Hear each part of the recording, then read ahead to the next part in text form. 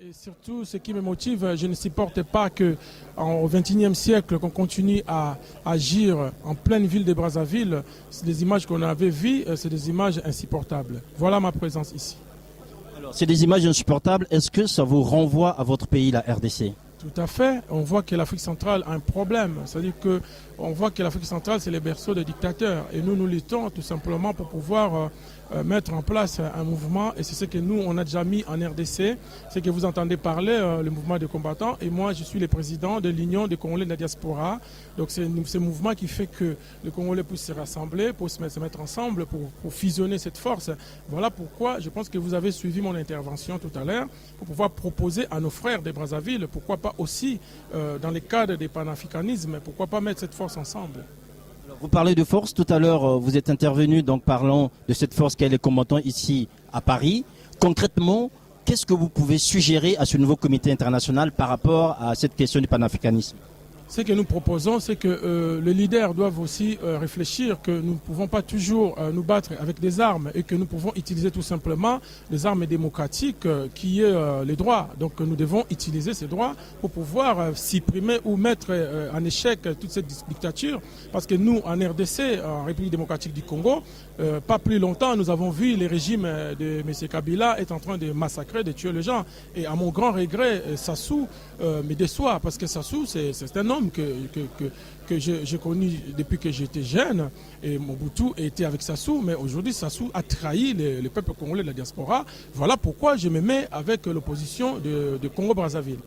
Concrètement, vous suggérez donc aux Congolais de Brazzaville de s'unir avec vous pour mettre des actions plus ou moins violentes, comme on le voit ces derniers temps par rapport aux autorités congolaises qui peuvent venir ici à Paris? Non, pas violente. Nous luttons, notre combat est noble. Ça veut dire que nous avons mis en place tout simplement nos moyens, parce que ces gens-là, c'est eux qui combattent le peuple avec la violence. Ils sont en train de mettre le peuple en débandade. Ils ont réduit le peuple à un niveau du bétail. Ça veut dire que nous ne pourrons pas accepter ces choses. C'est pour cela, c'est eux qui attisent la violence. Parce que si c'était des gens qui étaient là pour vraiment gérer une population, pour gérer un pays, ils ne pouvaient pas répondre par la violence. Ils pouvaient répondre par les arguments démocratiques.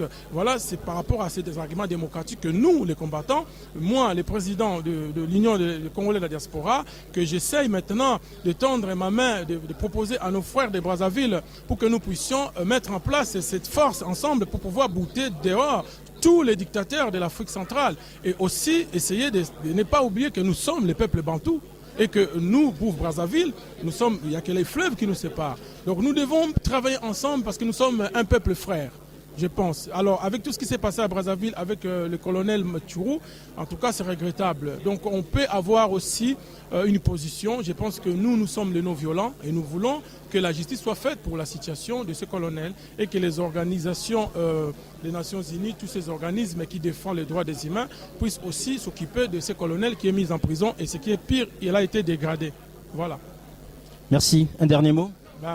J'invite seulement le peuple, le peuple congolais, que ce soit de Kinshasa ou de Brazzaville, de pouvoir saisir cette opportunité, cette conférence qui a été, que je remercie le président Sousa qui m'a invité.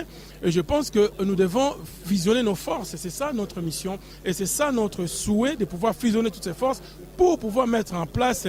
Nous avons vu nos frères de Tunisie,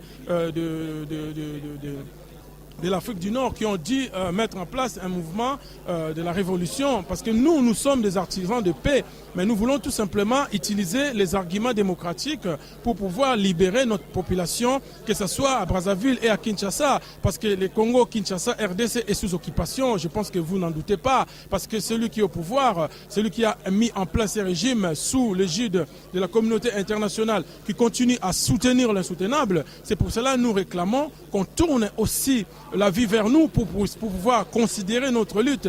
Et je remercie les gouvernements européens et quelques gouvernements français qui ont reconnu la fois dernière avec l'opposition que nous avons mis en place pour annuler les concerts de M. JB.